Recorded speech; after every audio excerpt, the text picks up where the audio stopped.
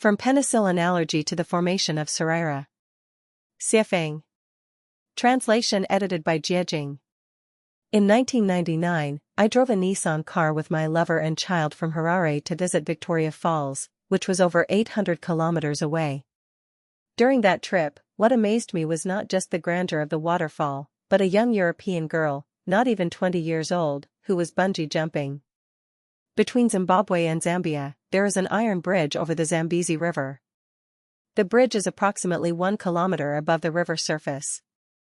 Standing on the bridge and looking down, the river water surged, and huge rocks protruded, making one feel dizzy and amazed. On that bridge, people often came to play bungee jumping. It involved tying a specially designed rope around the waist and feet, and then jumping from the bridge. This jump wasn't from a 3-meter-high wall to the ground, it was a leap beyond the limits of death. Not to mention those who have acrophobia, heart disease, or nervous disorders, 90% of people in general wouldn't dare to try it. Some men could be seen playing bungee jumping, which seemed acceptable, but seeing a delicate and beautiful young girl doing it left people dumbfounded and speechless, unable to break a sweat. Even some men still had pale faces after finishing their jumps. However, when this girl was pulled up to the bridge, someone asked her how she felt, and she excitedly exclaimed, "Wonderful." Oh my, while others were almost scared out of their wits, she found it wonderful without changing her expression or heartbeat. Is she even human? It suddenly dawned on me that this girl's mental and emotional makeup was different from others. What ordinary knowledge considers strange phenomena held no strangeness for her. She treats it as simple, ordinary, and normal. It turns out that people are fundamentally different from one another. Despite all being human, the differences between individuals are immense. Some people are allergic to penicillin, while many others are not.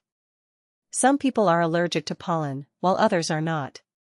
Some people are allergic to metals other than gold and silver, while others are not. When reading Strange Tales from a Chinese Studio by Pu Songling and Ji Xiaolan's Notes from the Orchid Pavilion, we discover that some people turn pale at the mention of ghosts, while others, upon encountering a ghost, treat it as casually as they would treat a cat, showing no signs of fear or disturbance. Perhaps some would argue that Strange Tales from a Chinese Studio and Notes from the Orchid Pavilion are metaphorical stories and should not be taken literally. I believe there is some truth to that. However, in broad daylight, when someone puts on a ghost-like mask, some children tremble in fear while others not only show no fear but even burst into laughter. This is a fact. I remember in 1989, after the students in our school watched the movie Painted Skin at a theater in Zhangjiago City, Hebei Province, some of them were afraid to stay alone in the dormitory that night, and they didn't dare to go to the bathroom alone. Yet, many others were completely unfazed. I still remember when I was in middle school, Dongxiang County No. 3 Middle School in Gansu Province. One day, a classmate carried a 1-meter-long snake and stood on the podium, shaking it to intentionally scare the female students. The girls laughed and giggled, but a tall male student sitting in the back row screamed and turned pale. The image of fear from that student is deeply etched in my mind. It has been 30 years, but the memory remains vivid, as if it were yesterday. What's there to be afraid of a dead snake? Yet, my classmate reacted as if he had seen a ghost. Freud or parapsychologists might be able to explain it, but regardless of the explanation, it is a fact that this classmate's psychological makeup is unique compared to ordinary people. On the eve of a life-and-death battle between enemies, some people sleep soundly, snoring loudly, while others toss and turn, unable to fall asleep. Beethoven could compose the heroic symphony, so why can't we? Da Vinci could paint the Mona Lisa, so why can't we? Newton could discover universal gravitation from a falling apple, so why can't we? Einstein could find the equation for mass energy equivalence, so why can't we? Because people are fundamentally different. This means that using our own understanding to judge the thoughts and actions of others often leads to incorrect conclusions. In the future world described in the Bible, everyone is free from illness. In the Buddhist scriptures, the Pure Land is described as a realm where everyone lives eternally. In the Lifechanyuan description of the 10,000-year world, people can fly. Do we believe in these descriptions or not? After the death of Buddha Shakyamuni, His remains were cremated, and numerous crystal clear, colorful, and steel-like solid Sarira were discovered among his ashes.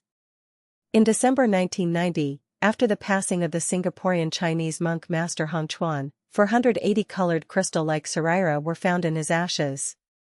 In 1994, during the cremation of Master Yuanzhao's body at the Fahua Temple on Mount Guanyin in Shaanxi, his heart remained intact and transformed into a dark brown, hard relic. For the past 10 years, I have been almost free from illness. On rare occasions when I feel discomfort, taking a painkiller quickly relieves it. Why is that? It's not because I have naturally good health but rather because of my cultivation practice. I have developed a simple and effective method, and the results have been remarkable. When practicing, I am oblivious to extreme cold or hot weather. My mind becomes empty during the practice, and afterwards, my mind is exceptionally clear. The Viagra that can excite human nature, as well as opioids, heroin, and other pain-relieving drugs that can evoke intense emotions and a sense of transcendence, may have no effect on some people. Perhaps you have not heard of this before. In the recent days, in the article, The True Face of Chinese History in 5,000 Years of Up and Down published on the website Chinese Soul, the author Xingyuan stated, the perfect return of the Yellow Emperor indicates that human beings can return to the heavens through cultivation. The only channel of communication between humans and gods is cultivation. The Bible, the Quran, the Diamond Sutra, and the Tao Te Ching all contain basic knowledge. However, many people are allergic to this basic knowledge. Regardless of the content of these scriptures, as soon as they hear the word scripture, they become allergic. Furthermore, some people randomly interpret the scriptures, making the originally profound and spiritually scientific wisdom appear mysterious and unfathomable, causing people to feel intimidated. When the seasonal flu virus arrives, many people may catch a cold, but when SARS strikes, some people will never get SARS. In 1348, the Black Death, a widespread outbreak of bubonic plague, claimed the lives of 1/3 of Europe's population, but why didn't the remaining 2/3 die? When periodic cosmic waves arrive, many people die. Whether you flee to the ends of the earth, dive underwater, or burrow underground, you cannot escape the impact of these waves on your nerves and psychological structure.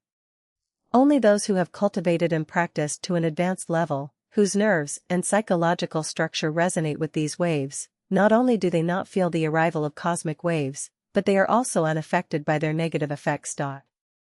If you receive the cowpox vaccination, you won't get smallpox. If you enter Lifechanyuan, you won't fear periodic cosmic waves. In the next 3 years or so, perhaps several extraordinary phenomena will occur, and by then, people will understand the true meaning of the birth of Lifechanyuan. Are you allergic to penicillin? What are you not allergic to? Do you have Sarira in your body? When will you have Sarira? People, what are you really living for? Where are you rushing to in your busy lives? What have you truly understood?